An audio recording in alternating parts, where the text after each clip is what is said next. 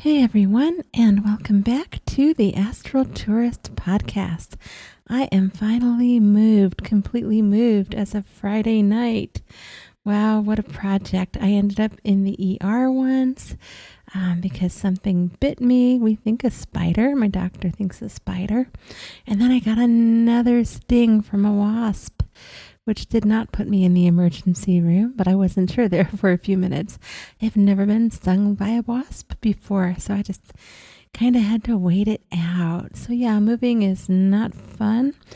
All I needed for my hospital visit before was some antibiotics just to make sure, because my skin was swelling up pretty well from whatever did bite me that first time. It's so good to be done with all that. That spirit that was bugging me only bothered me one more time, jumped right on me, but I had had my psychic warding nets up in the bedroom, and so we ended up just like autonomously bumping along the walls of the net. And again, I told it to get out. And after that, it did. And after that, I did some more energy work in the space, and I have not seen or heard from it again. So I think finally I got the space cleared well enough. I still want to do some more work and stuff with it, but I'm good to go.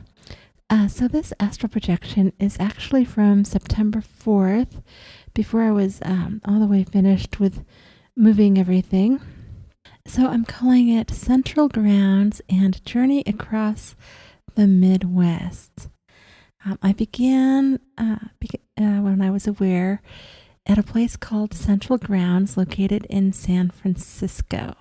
I didn't realize it at the time when I first became lucid over there. So this was an autonomous astral projection. It was already out, got lucid. It was the kind of place where ideas hang in the air. Everything smells faintly of coffee and dust-covered books. I was there for a class. The professor was supposed to be inside a room meeting with the students one by one to review their papers. And I remember I looked down at my paper, not sure if I was also a professor or a student. I had my beautiful cursive handwriting on it. I had made notes about something. So I was in a line outside of this room, which, even though it felt like an entire college campus in the area, also felt like a large mansion. Like it was decorated like a giant mansion would be, like in one of those haunted house stories or something. The rooms were kind of dimly lit, a little bit dusty, but not too dusty. Lived in, we can say. I was sandwiched between two people. In front of me was a woman in her 20s or 30s with shorter, straight dark brown hair, and behind me, a tall, thin man with curly, dark blonde hair. The woman asked for a hug, so I gave her one.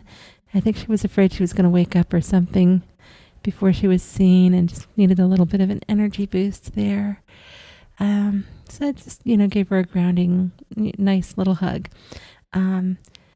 But everyone was also starting to talk about it and noticed that no one was coming out of the room. The person who had gone in before never came back out. And the professor never poked his head back out to call the next person in. So everybody was a little bit concerned about that, but they didn't want to open the door. I'm not sure what they were afraid they might find. But, I took the lead, and I decided I would be the one to open the door and take a peek. So I opened the door, I took a peek, and the professor had vanished. Nobody was in the room. There was just his comfortable armchair in there with nobody in it and a desk. And so I told them, he must have woken up as well as the other person, whoever had been in there. But before I left the building, I heard the sound of a shower running. At least I thought that's what it was. I heard water. And I don't know. I just had this feeling like maybe somebody really lucid's up there I could have a conversation with. So I followed the sound, and I found a man in the shower. Yes. My guess is he's in his 50s. He had some wavy white hair, not more than shoulder length, like a little shorter than shoulder length. He introduced himself as Matthew, and I don't remember the state, but I was thinking it's from Alabama. He's from Alabama or Wisconsin, but I could be wrong. It could be a different state too. Those are the two that just come to my mind. So we actually shook hands. He was more of a formal fellow. I told him my name, the state I live in, and that I was real, meaning alive, with a sleeping body in a bedroom. And I mentioned the astral projection and mall world forums on Reddit. He said he was familiar with the astral projection subreddit, but had not heard of the mall world one. So I was really excited. I was like, oh, you're on astral projection subreddit. And I just felt like we had a genuine connection, just both being alive and all, shaking hands. So that's Matthew. That was my experience meeting him. He's alive somewhere. Hi, Matthew, if you're out there. I actually made a post on Reddit about this. I will put the link in the description. I had a number of nice people make comments, and a couple of Matthews even made a few comments. Based on the details they shared, I can't be sure if one of them is the Matthew I met or not, but it's fun to try. It's so much fun. Also, I should mention before I move on here that I did ask Matthew where I was, and he told me Central Grounds, San Francisco. So I'm thinking he meant like somewhere central in the central dimensions of the astral in San Francisco. So thanks to Matthew, I had a location, at least from where I began. So moving on. In this next one, I missed a plane. I remember the scene shifted. I zoned out a bit, but I was still astral projecting. And I vaguely recall missing a plane to the East Coast. And I was with a small group of others. Now, we weren't panicked about it. And I went outside to explore just for a peek. And there was a small carnival or festival happening.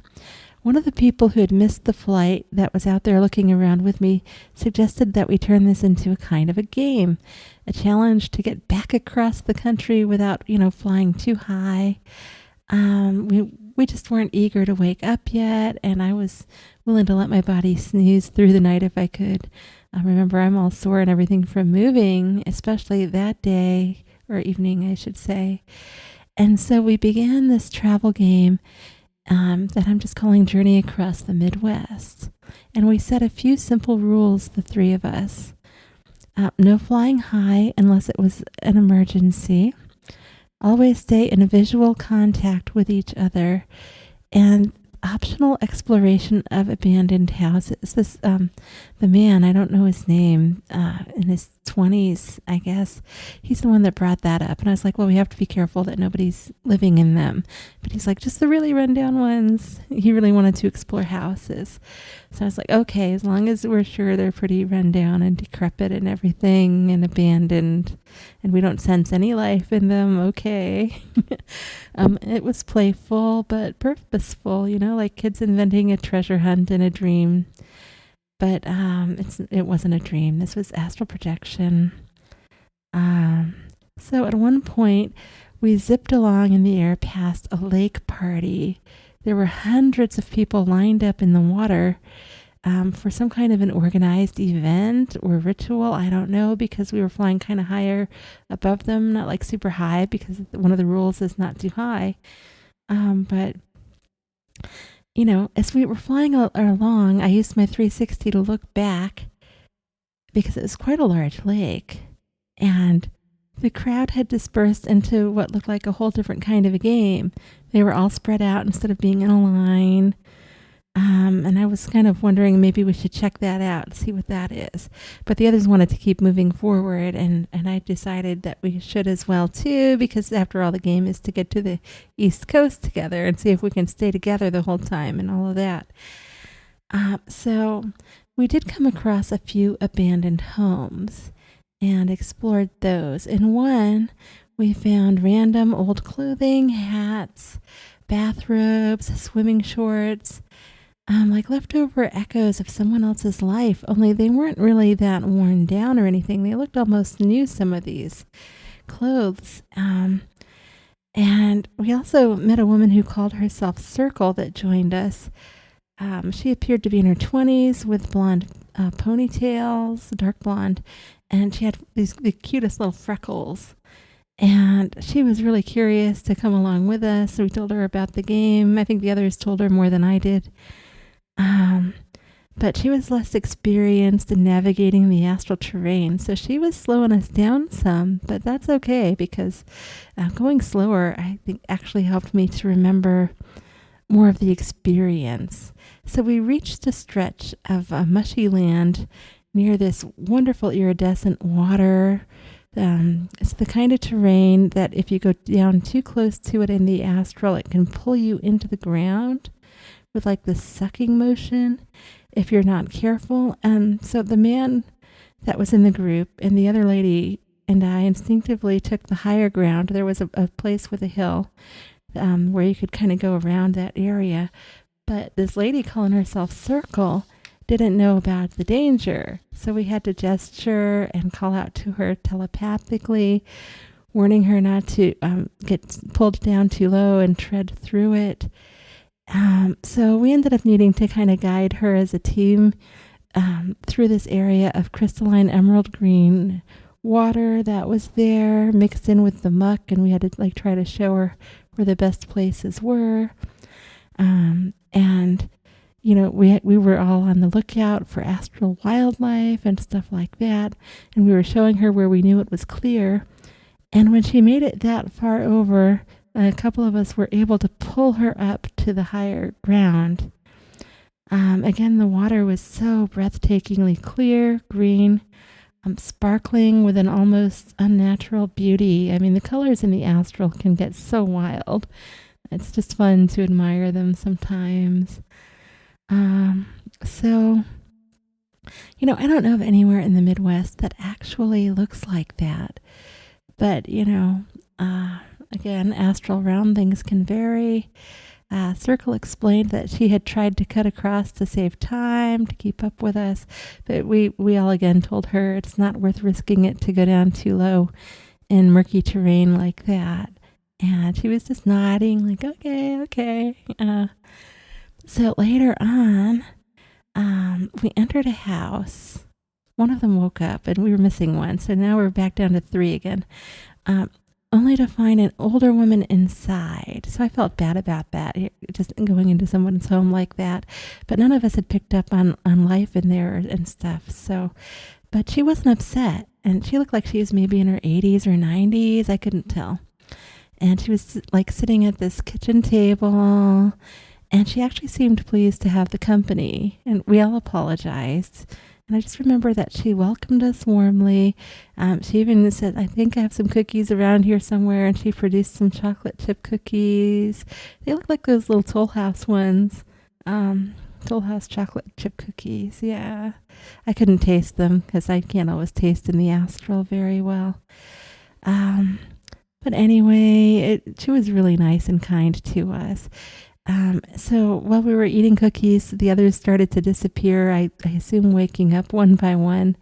I knew I was going too soon. So again, I thanked her and I decided I wanted to take a look around outside before I woke up. And I wish I had asked her like which state we had made it to. And I didn't think to. But anyway, I left the woman's house. I floated around outside. There was a wooded path. And that's when I noticed a cat following me. It was carrying a piece of paper in its mouth, worn paper, and it kept dropping it like it was really heavy, and then it would pick it back up again. And this is just a torn piece of paper. So I finally picked up the paper, and the cat looked at me with something like relief. So I told it I'd follow it out. At least I tried to telepath that to it. Like, I'll follow you, and I sent it like a telepathic picture of me following along. And said, run along home. I was trying to tell it to go home. And it zoomed along up the path really fast, disappearing into the trees. So I guess, you know, the paper is now my responsibility.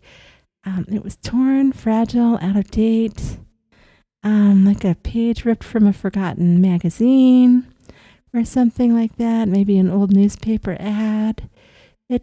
felt unimportant, obsolete, but the cat thought that it mattered quite a bit, so I didn't want to tell it otherwise. Well, it was still there, and I was trying to look at the ad on the page to see why it would have thought that. And I just remember thinking, I think this is an ad or something from the 17 or 1800s, but I wasn't sure. It was so worn, and trying to read in the astral is difficult anyway.